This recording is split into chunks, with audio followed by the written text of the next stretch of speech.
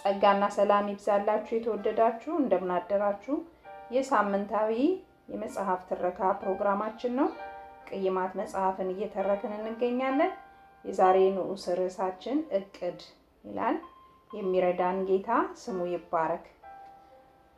ዘፍጥረት ምዕራፍ 12 ወሳኝ ለውጥ ያስከትላል።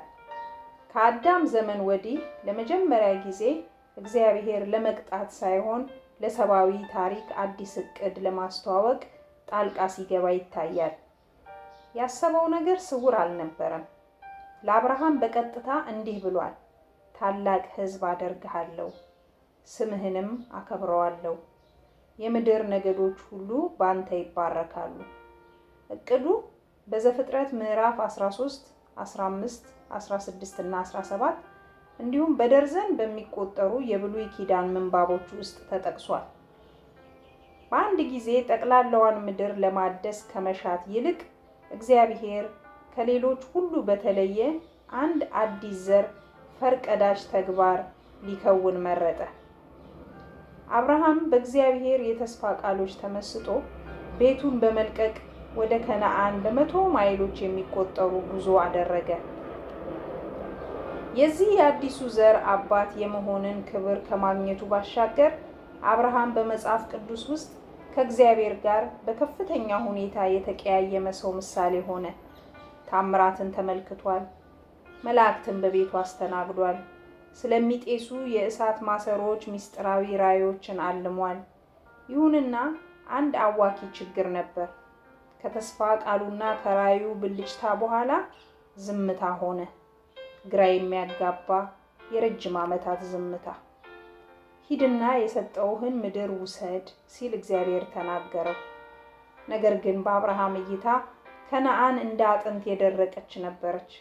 ነዋሪዎቿ በረሃብ የሚረግፉበት። በሕይወት መሰንበትን መርጦ ወደ ግብፅ ኮበለለ።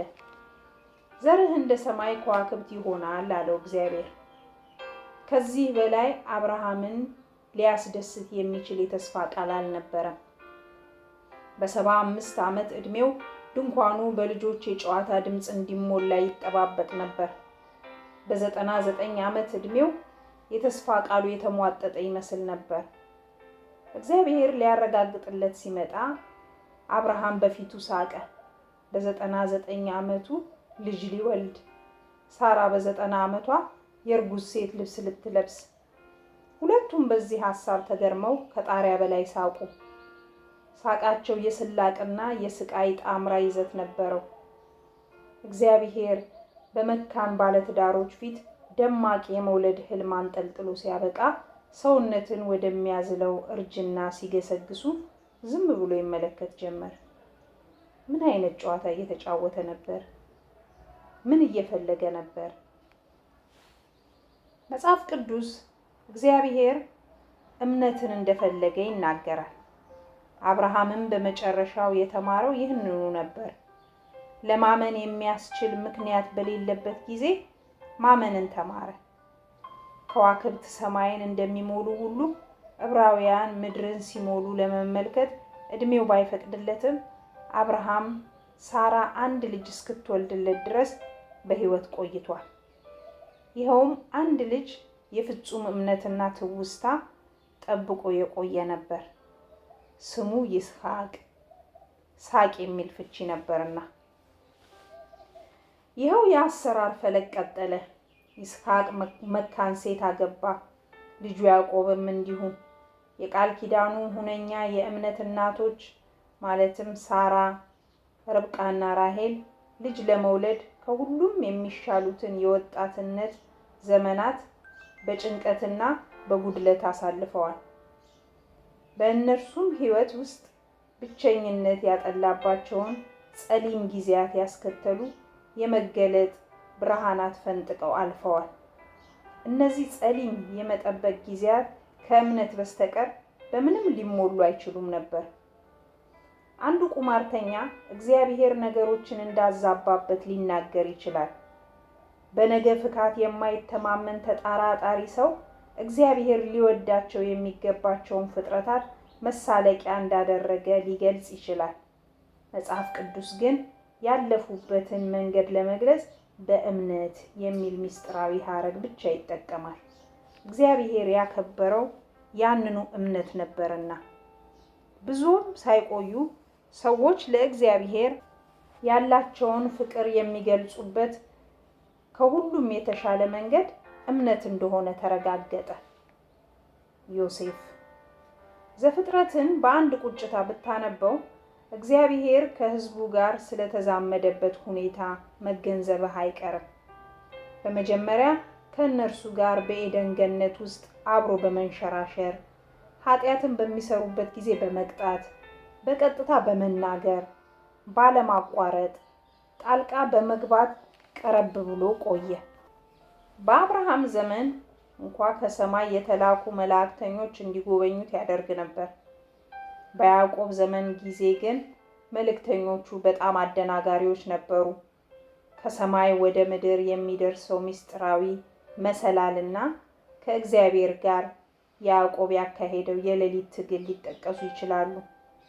ወደ ዘፍጥረት ፍጻሜ አካባቢ አንድ ዮሴፍ የተባለ ሰው በሚያስደንቅ መንገድ ምሪትን ይቀበላል። ዘፍጥረት ከዮሴፍ ዘንድ ሲደርስ ተጊልና እግዚአብሔር ከትዕይንቱ በስተጀርባ ሆኖ ሲሰራ ያሳየናል። እግዚአብሔር ለዮሴፍ የተናገረው እጅግ ፍትህ አልበኛ በነበረው የግብፅ ፈርዖን ህልሞችን በመሳሰሉ መንገዶች እንጂ በመላእክት አልነበረም።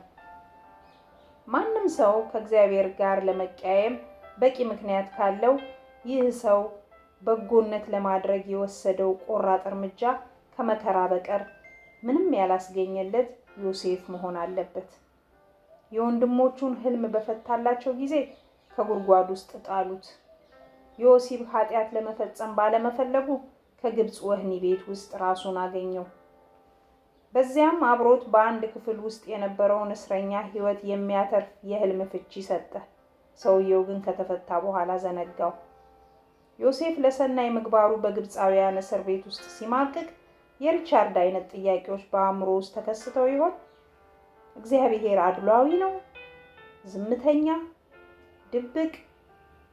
ለአንድ አፍታ እስኪ ወላጅ ወደ ሆነው እግዚአብሔር የእይታ አቅጣጫ እናዘንብል።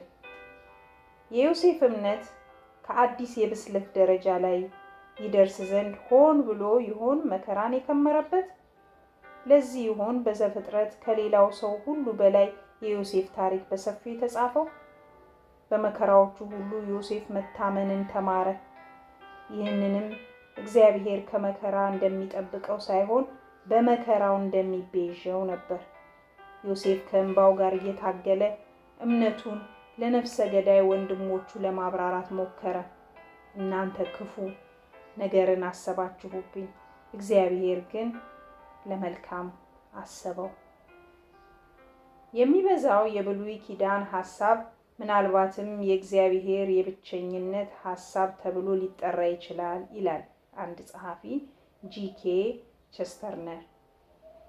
የመጽሐፍ ቅዱስ ጥቅስ ዘፍጥረት 1:11፣ ዕብራውያን 5፣ ሕዝቅኤል 14፣ ዘፍጥረት 12:21፣ ዘፍጥረት 15:30፣ ዕብራውያን 11፣ ዘፍጥረት 37 ከ39 እስከ 41 እንዲሁም ዘፍጥረት 45 ተጠቅሰዋል ለዚህ ክፍል ማለት ነው። ለዛሬ እዚህ ላይ በቃናል። የረዳን ጌታ ስሙ ይባረክ። ስላዳመጣችሁኝ አመሰግናለሁ። ተባረኩ።